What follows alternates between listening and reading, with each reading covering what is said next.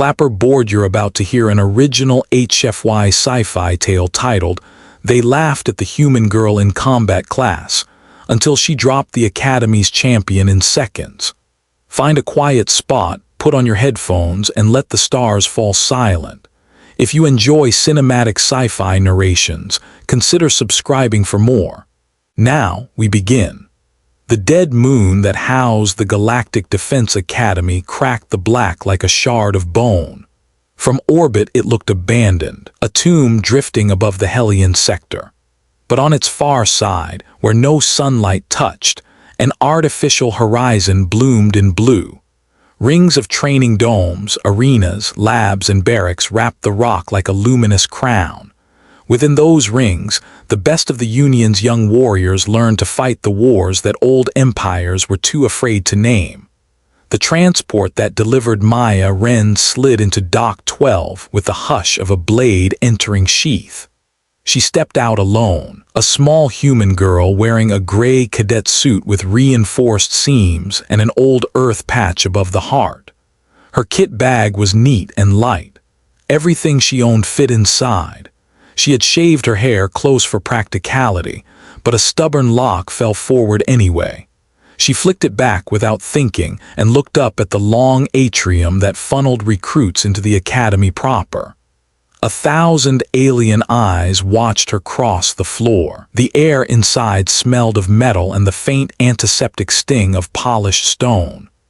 Holo banners floated above, displaying the Academy creed in a dozen languages. We study all enemies. We fear none. We endure. Cadets of every shape marched beneath the words, scaled, furred, feathered, plated. Grav rings hummed around ankles. Breathers glowed under gills. Minds linked through silent gestural signs born on worlds that had never known oceans, others that had never seen sky. Humans had only recently arrived among these ranks. They were curiosities in a collection of predators. A group of older cadets leaned near the check-in kiosk, their uniforms dark with seniority tabs. A four-armed Sithorian with armored hide tapped a claw against his belt and turned his wide, cold eyes toward Maya. "Softworlder," he murmured to the thin-winged cadet beside him. "They send children now." Maya kept walking. The Academy AI greeted her through the concourse speakers, voice precise, genderless, measured. Cadet Ren Maya, species, human, homeworld, Earth. Admission, exceptional merit. Division, combat and tactics. Exceptional merit was the Academy's sterile synonym for a file that had been argued over. The weight of the phrase followed her to the barracks where bunks were grown from the wall like silver ribs. She found the bed with her name etched into the headrest, stowed her bag, and sat. Silence pressed close in the narrow space, a silence made of whispers from the corridor and the hollow ring of distant drills. She closed her eyes and breathed until the air found a rhythm she could ride. She had done harder things. She had waited out entire nights back on Earth listening to the wind scrape against relief tents. She had learned to sleep through the rumble of troop carriers and the sobbing of people who had lost more than she was old. Words couldn't hurt. Neither could stares. Only impact mattered, and gravity was honest. The first combat class took place in a hall big enough to swallow buildings. A transparent ceiling showed the stars like holes punched in velvet. Blue lights circled the arena in staggered rings. The instructor, Steel Instructor 34, a Varan veteran loaded with chrome memory, stomped to the center platform and let the room settle with a single raised hand. Motors hummed inside the plated segments of his body. When he spoke, his voice carried without echo. "You were chosen," he said. "Not for your names, not for your world flags, but for your capacity. You will either rise to what you are or you will break against what we demand. We begin with evaluations, pair off, full restraint allowed, non-lethal. The floor separated into 100 ovals.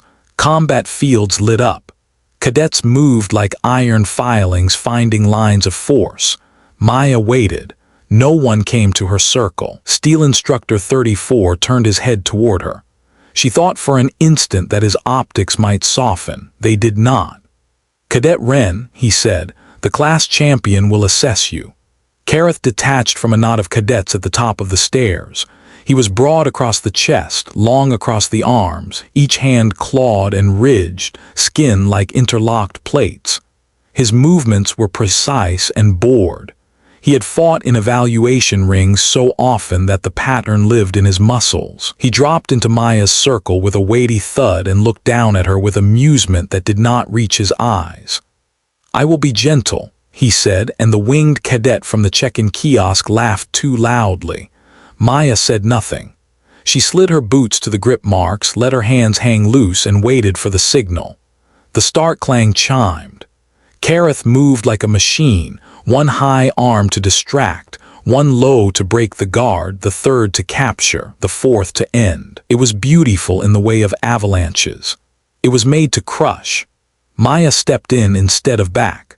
Her left hand swam under his upper strike while her right forearm cut across the lower. The third arm hesitated a fraction when she entered too close for a clean catch. In that fraction, she pivoted her boot on the ring's embedded gyros, slid behind the elbow joint, and turned. Plates resisted, then surrendered with the ugly pop of living hardware. She didn't follow up with raw strength. She touched two pressure bands beneath his ridge, leveraged his balance, and redirected his weight toward the floor's hidden magnets. The champion hit the ring with his breath gone and one arm numb. The entire hall inhaled. Maya straightened and stepped away. The start clang hadn't even finished fading. Steel Instructor 34 optics brightened. His voice was as plain as stone. "Winner, Cadet Wren." No one cheered. In the second after the verdict, hundreds of cadets rifled through what they had seen, trying to categorize it. There was no trick. She hadn't moved faster than alien eyes could follow. She had simply used a pattern that did not belong to their bodies. She had refused their assumptions and built her motion around human angles, human timing, human physics, entry over retreat, rotation over resistance, mind over ego. The champion got up holding his arm with an expression that was not respect, not yet, but something that took the place of contempt. That night, the barracks hummed like a hive. Maya lay on her bunk and stared at the ribbed ceiling while the whispers ricocheted. Human. The word slid around the room like a coin. She waited for the heat of victory to arrive and found instead the cold awareness that tomorrow would demand more. She rose at pre-dawn, ran the vacuum corridors until her lungs burned, then stretched in silence until her hands shook. When the lights finally brightened to morning, she was already calm. The weeks sharpened. The academy had nowhere to hide, no corners soft enough to collapse into. Senior cadets raided lower tiers during night drills. Simulation labs spun probabilities until insides were seasick. The mess served meals designed for species that metabolized radiation. Human food came stamped with yellow triangles that said acceptable. Maya learned to like the chalky taste of supplements and drank more water than she thought a body could hold. She recorded every species tells in a private catalog. Kelraths overreached when angry. Varens wasted motion on pride. Thalers paused when they felt watched. Sithorians, once offended, attacked with tradition before creativity. She mapped them like a cartographer drawing hidden coasts. Her next evaluation pitted her against a Kelrath who wore a spined harness and a grin like corroded metal. He spun a plasma staff in practice arcs that burned blue afterimages in the air. "Human," he called across the ring, "I will not be gentle." Maya shook out her wrists. "You shouldn't be," she said, and he barked a laugh. He came with savage efficiency. The staff cracked against the floor like thunder and cut the space where her head had been. She didn't flee. She learned to step far enough to survive and no further. The less distance she gave, the less speed his weapon could build. He swung again, and every near miss tripped his hips a fraction, until momentum grew wild and his breathing turned ragged behind the mask. She waited until his weight was over the wrong foot, then slipped under the staff and stamped down on the harness latch at his spine. It popped. His armor shifted with a metallic gasp and his arms spasmed. She tapped his throat once with the edge of her hand. He sank to his knees as if learning a new relationship with gravity. The ring stayed quiet. Quiet did not mean indifference. It meant cataloging. Maya's instructors cataloged her too. Steel Instructor 34 observed every fight with the stillness of a statue. In strategy class, Commandant Theros, a silver-skinned Thaler whose eyes held the long light of someone who had watched fleets burn, watched her algorithm decisions and said nothing while she broke patterns that had survived 2 centuries. When he finally spoke, it was to the teaching AI, not to Maya. "Look at the risk profile," he murmured while her team executed a feint that left the opposing force chasing ghosts. "It is not reckless. It feels like recklessness but hides a second spine. This is not luck. This is a mind trained to strip away vanity." In the mess, cadets who once laughed now stared too openly. Maya carried her tray to a quiet table against the viewport and ate while the dead moon turned under the stars. Sometimes a younger cadet asked if she would show a trick. She never showed tricks. She showed basics and told them to practice until their wrists ached. She didn't say it like a mystic. She said it like someone refusing to lie. Resentment did not disappear. It shifted. A few cadets watched her with a hungry anger, the anger reserved for those who want their old certainties back. A whisper war began. She had cheated. She had modded her suit. She carried a neural implant that let her predict. She was dangerous because she didn't belong to any tradition but her own. Meyer ignored it until ignoring turned into permission. One night, 3 cadets waited for her outside the air processing hub, where Vance sang a thin, cold song. They stepped out of the shadows wearing training gloves and smiles too wide to be casual. "Human," said the winged one, "teach us a trick." Maya stopped at the perfect distance to either run or strike. Her voice did not rise. "Don't do this." The Sithorian on the left flexed his claws. "We will be gentle." They weren't. They came like a lesson intended to be remembered with bruises. Maya moved like she always did, inside their momentum, behind their rhythm. She let one punch slide along her guard to steal half its power and returned it with a turn that made the wrist joint give a little yelp. She ducked beneath a wing that tried to blind her and popped a shoulder with a controlled twist, then kicked, not hard, just honest. So the 3rd cadet forgot how to stand for a breath. By the time the sentry drone drifted into the corridor with its bored blue light, the 3 lay on the floor panting, faces raw with confusion. Maya crouched so her voice would arrive at the same height as their pain. "If you want to learn," she said, "come in daylight." The next morning they did. One brought a sling, another a silent stare, the 3rd a flushed mouth that tried not to look grateful. They trained at the edge of the arena where the lights were dim.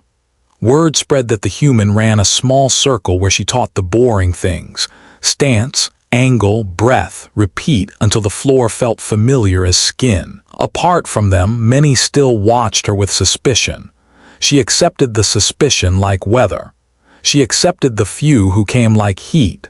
When the Academy announced the annual interspecies war exercise, even the instructors shifted in their seats. It was the kind of simulation that could launch careers or end them. 3 teams would rotate through 3 catastrophic scenarios. Maya was assigned Scenario 2.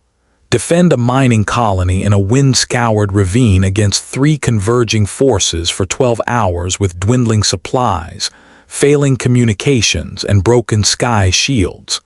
Someone in logistics had either decided to punish the human or to see how far she could climb. The night before the simulation, Maya stood alone in the observation deck and watched the stars bleed into the dark. Earth was a small blue coin across light years. When she closed her eyes, she could hear the breath of relief tense again, smell the paper and ozone of field hospitals, feel the tired joke of a sergeant who had taught her that a fight was the most honest place to build a life. She didn't pray. She pressed her forehead against the cool glass and counted pulses until the fear's edge dulled. They dropped her team into the ravine at dawn. Simulated wind clawed at the suits. Fine red dust got everywhere, between teeth, under armor seals, in the cracks where regret lived. The holographic mining rigs groaned like old ships. The sky overhead flickered where the damaged shield projected and failed.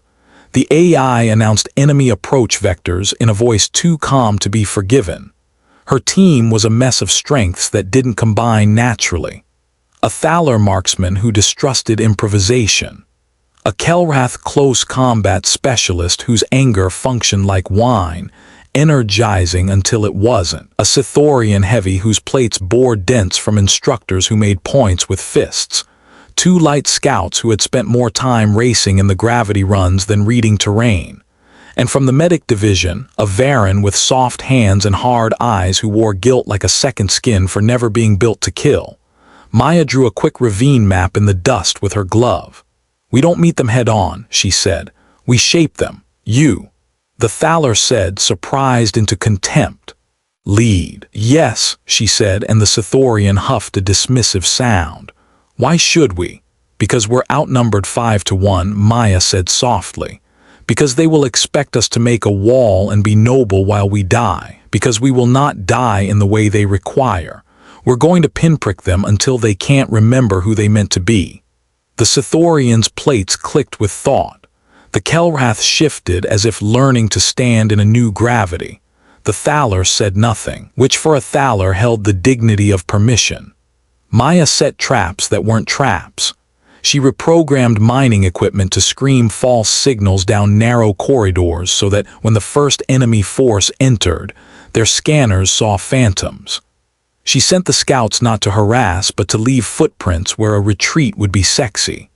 The enemy bit the bait with disciplined hunger, then took a wrong turn into a kill funnel where the Thaler, finally still, put shots in precise places and the Sithorian stopped doubting and simply hit what he was born to hit. When the second enemy force reached the ridge, they found a rack of explosives that didn't explode but did throw up a curtain of dust that ate optics and turned movement into rumor. The Kelrath, drunk on purpose, went to work.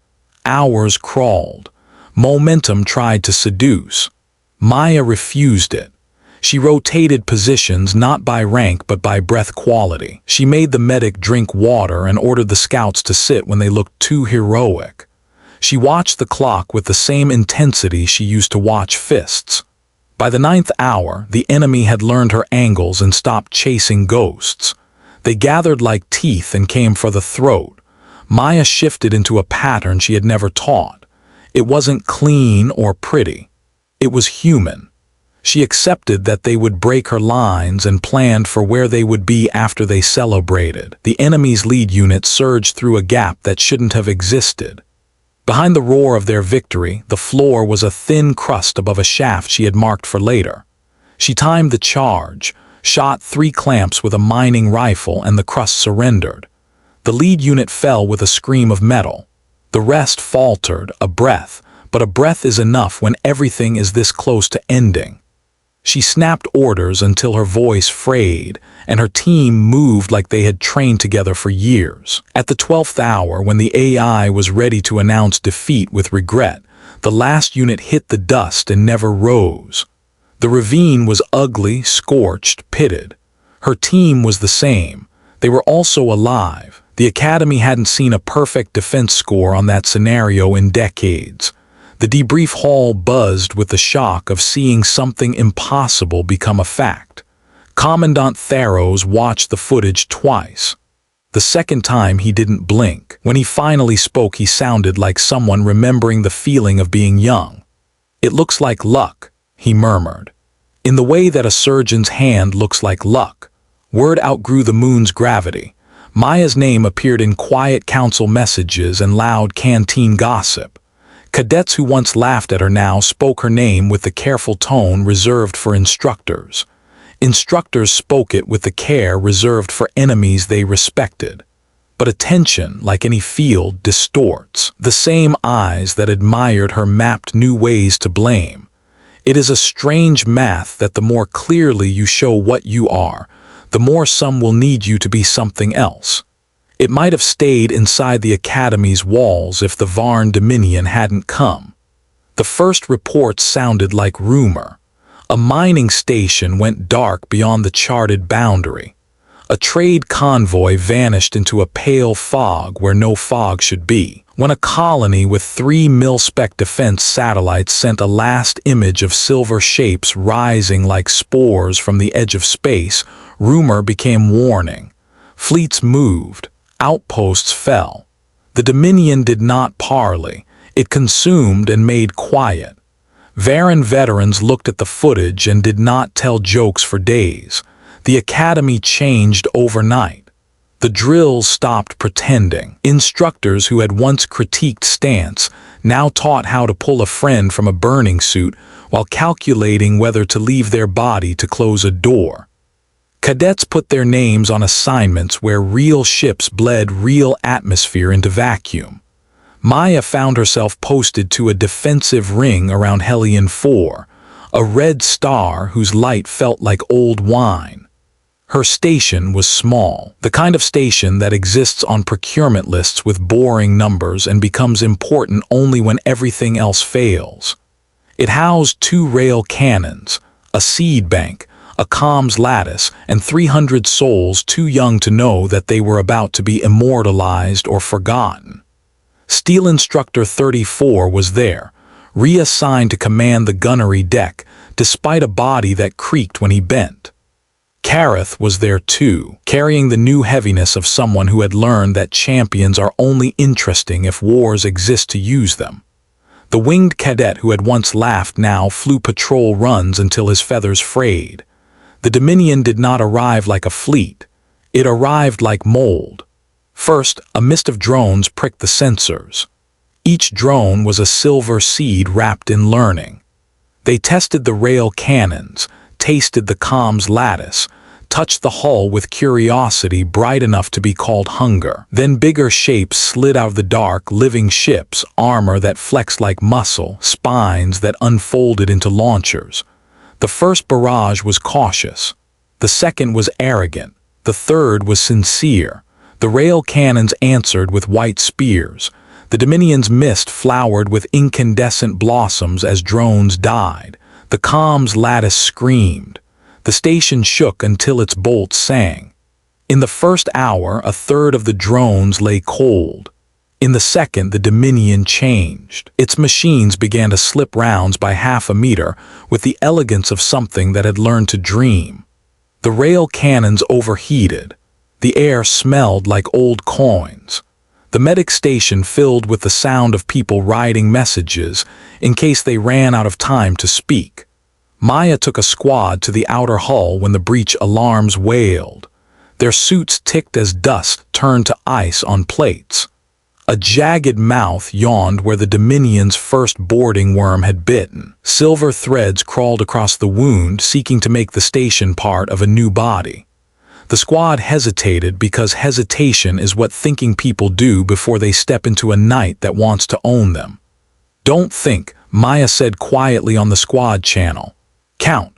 They counted. 1 step, 2, 3. The airlock opened them into the breach's throat, where light died in strips. The worm's body had anchored itself around the hull, each rib a living machine pumping drones like blood. Maya moved faster than the drones could reinterpret. She cut where structures looked like joints, not where they glowed. Kareth fought at her shoulder with a humility that made his blows clean. The winged cadet hurled flares into the worm's mouth and turned its hunger toward light instead of flesh. The worm flexed, then shuddered, then stilled. The threads receded, not dead but withdrawn, like an animal considering whether the meal was too expensive. Inside, the Dominion changed again. By the 4th hour, ground boards buzzed with enemy pods attaching and detaching like burrs. Maya learned their rhythms the way she once learned fists. She guessed where the next pod would cling based on the ring pattern of the last 3, turned her guess into a probability, and turned the probability into a trap. She lured 2 pods to the same mouth where the air intake could be shut hard. She let them accrue bravery and then she starved them. Their drones clawed the door with polite insistence until their batteries died. At 6 hours, the Dominion shifted to mass. It abandoned small tests and came like weather. 10 pods at once. 20. The station's corridors became hot with bodies and fear. The gunnery deck lost power and Steel Instructor 34 rerouted from a panel that argued with him until he put his fist through it. The seed bank took a hit that would have written 3 civilizational endings if it had gone deeper. The comms lattice gave up and the station fell alone into its own signals.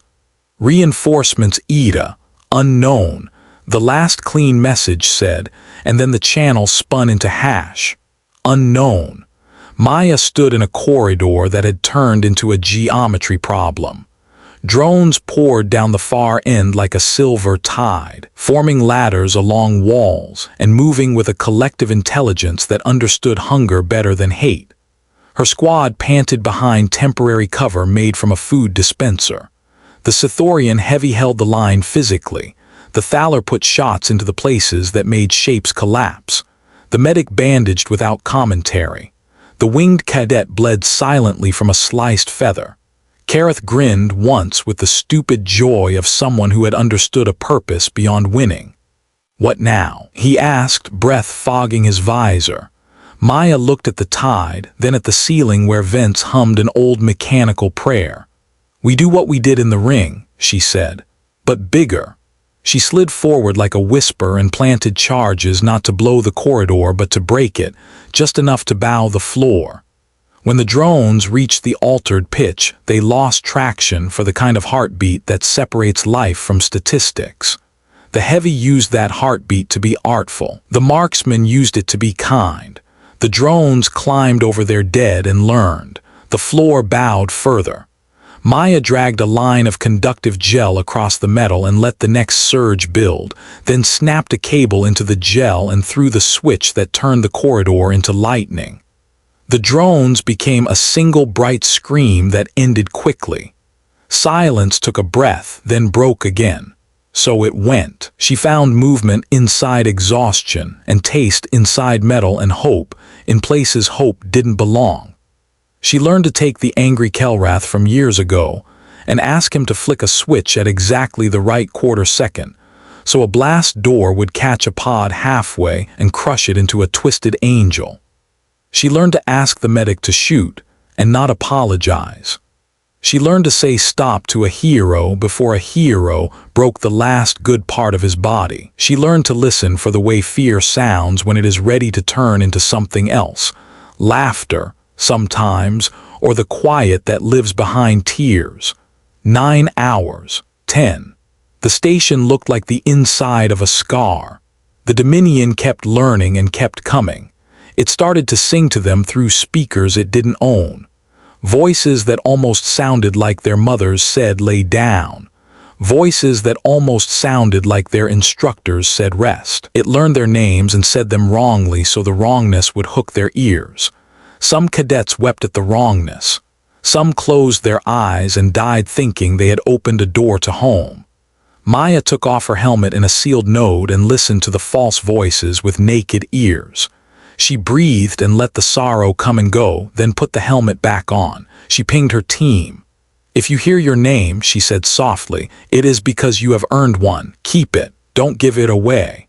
At the 11th hour, the station's rotation faltered and gravity hiccuped. Bodies leapt and crashed in jerks. In the same moment, the Dominion committed. 40 pods used the hiccup like an invitation and struck the hull in a ring. They drilled with elegant knives. They carved doors that opened into killing rooms. Steel Instructor 34, out of hands, threw himself bodily into a breaker to force a reset. He did not rise. The lights came back half a second later and the gunnery deck lived because he did not. The last hour was small. It shrank to the size of a corridor and the weight of weapons that scraped empty while hands kept moving. It shrank to eyes that had to choose which shape to hit first. It shrank to blood that ran too slowly to matter and prayers that used no words at all. The Dominion poured into those small places with the satisfaction of an intelligence that had been right too many times to imagine wrongness. Maya stepped into that hour like she stepped into rings. She said the word that had saved her more often than any other: closer. She brought her team close enough that enemies couldn't build speed. She made the fight intimate. She let drones crawl over armor to reach places where claws broke them more efficiently than bullets. She shoved her own fear into her own knees and made them bend where bending became cunning. When Kareth fell, she dragged him by a strap in the second between surges, then went back out because he would have done it for her. When the winged cadet lost more feathers than dignity could hide, she said, "You are still airborne," and he was. When a door jammed, she jimmied it with a knife that had once belonged to a field cook who told jokes about carrots. At some point she started laughing because laughter is the body's way of remembering that not everything wants to kill you. It ended not with victory music but with absence. The Dominion stopped. Its drones froze like insects hearing winter.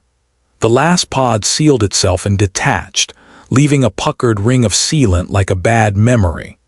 In the sudden stillness, the station's people heard their own hearts and the soft ticking of machines that had not been meant to last this long. Someone vomited quietly. Someone else sang without knowing they were singing. Maya leaned against a wall that had been a wall before it became blood-slick and let her head fall back. Her skin itched with micro-abrasions. Her visor's display blinked with messages from bodies that needed sleep more than comms. She pulled the helmet off and sniffed air that tasted like ions, copper, and roast coffee from a pot that had boiled itself dry. "Report," she said into the open channel, and the miracle began. Voices. "Alive," the Thaler said. "Still ugly," the Sithorian said with something like pride. "Feathers mostly accounted for," the winged cadet muttered. The medic whispered, breathing. Kareth coughed until his voice reassembled. "Champion," he said without humor, "of floor-sleeping contests." Maya closed her eyes and let the wave move through her. She lifted the general channel and spoke to the Dominion of Stars, to any planet with a dish big enough to catch the whisper, to anyone who would care that life was still stubborn. "Defense Ring Hellion 4, she said in a voice that did not try to be large. "Holding." That message threaded a maze of broken relays and bruised satellites and dragged itself across the void. It reached a station where a clerk had been staring at a wall for 3 hours because the absence of orders had turned thought into a loop. It reached a ship whose captain had been deciding whether to retreat to save his crew or press forward to join ghosts. It reached a council chamber where Commandant Tharos sat with his hands clasped until the bones ached.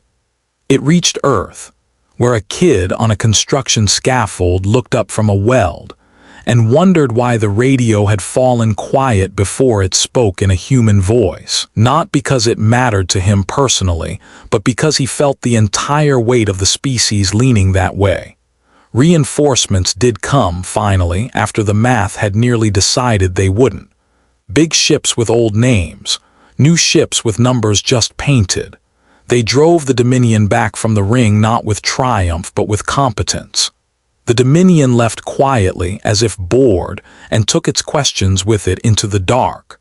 The war did not end that day. Wars don't end when stories need them to. They end when someone runs out of breath. But something shifted. The Union began to teach a human class in its academies. They called it adaptive doctrine when they needed to be dry. In barracks they called it Ren. It was less a set of moves and more a way of refusing to hand your shape to the enemy. It taught that when you cannot be stronger you can choose to be closer, and when you cannot be faster you can choose to change the speed of the world around you, and when you cannot win you can choose to resist until winning tires of the chase. Maya didn't teach that class. She left the academy because she had finished the version of herself that the academy needed. She rode a slow ship home and stood on a gray beach where the wind threw salt against her teeth. She spent a season in a clinic where old soldiers came for quiet repairs, and new ones came for conversations that were not strictly medical. She mended a fence with a neighbor. She opened a cupboard and found a cup that had waited for her without resentment. She learned the way a door sounds when it is opened by someone who intends to come back. People told her she was a legend, and she told them that legends are what happens when stories don't have to be practical. The cadets who had once tried to break her sent messages that began with awkward apologies and ended with photographs of their children balanced on their shoulders. Kareth visited, and they walked a mountain trail where the rocks were honest. He told her that being a champion made sense now because he knew the shape of things he wanted to champion. The winged cadet sent her a feather in a clear case with a note, not lost, just loaned to the sky. Sometimes when the wind hit right, when the city at the edge of the sea hummed like a live wire, and the shipyards baked their new hulls in the evening's orange, she closed her eyes and was back in the ring under blue lights. She felt the first break of a joint under calibrated pressure, and the surprise that followed. She felt the hush that falls when something impossible introduces itself. She felt again the moment in the corridor when the Dominion's song had started saying her name, and she had kept it anyway. And in the deep hours, when the world was honest enough to admit it was fragile, she walked outside with a blanket and lay down beneath the sky. Stars glittered like holes poked by a child in cardboard. Somewhere up there, a dead moon dressed itself in lights and trained the newest children of 1,000 worlds. Somewhere beyond that, the Dominion added new data to its long dream and planned to try again. Somewhere closer, a pilot in a small ship repeated a little human lesson that had survived dozens of translations. Closer, then turn. Maya breathed. She thought of the ravine and the ring and the sound a rail cannon makes when it launches a promise into night. She remembered a laughter that had turned into the quiet of respect. It did not feel like a triumph. It felt like the kind of rightness that sits behind the sternum and warms the hands. She fell asleep like that, under the old lights and new air, and the planet rolled on with her in the pocket of its gravity. Somewhere very far away, in a council chamber built to feel permanent, Commandant Tharos answered a young cadet's question about the human course with a handful of words that were not just his. "We do not study humans because they win," he said. "We study humans because they continue." In the morning, Maya woke to the smell of rain. She made tea with hands that had broken things, and used those same hands to help a neighbor lift a crate. She moved through a city that had worried about her, and welcomed her back not with horns, but with the indifference all true homes possess. She looked at the children racing along the quay with lungs that were still learning the size of laughter and thought, let them have this. The galaxy did not end. It never does. It twisted and threatened and glittered, and then softened in places where light could reach. Stories spread because stories want to be shared. In dorm bunks on planets that had no word for ocean, cadets dimmed their lights and whispered about the human girl who had dropped their champion in seconds, and then dropped entire ideas of how fights must go. They told it wrong and right, and it didn't matter because what mattered wasn't the details but the permission it gave. That a small body could be a container for outsized refusal. That endurance could be a strategy rather than a consolation prize. On the dead moon that housed the academy, a small brass plate appeared under the transparent ceiling of the big hall. It carried no dates and no long liturgy of praise. It held only a line, closer then turn. Instructors pointed at it when words ran out. Cadets touched it on exam days. The janitorial drones polished it without ceremony. It was part of the floor, like scuffs, like memories. Time passed. It had the same habits as always. Take, give, leave. The Dominion came again and again because that is what predators do when they are not unmade. Sometimes it won. Often it didn't. Even when it did, sometimes it left with a curious ache as if it had met a new flavor. In 1,000 quiet places, people who had never met Maya Ren made small choices that tuned their survival toward human frequencies. They moved closer when fear told them to run, because close could be smarter. They turned when pride told them to push, because turning could be meaner in the good way. They rested not because resting was defeat, but because breath is the beginning of all fights. They lined their pockets with little rituals. Touch a door, count to 3, breathe into the belly, because rituals make courage easier to pick up. And in the corners of those choices, an old cadence hummed. It didn't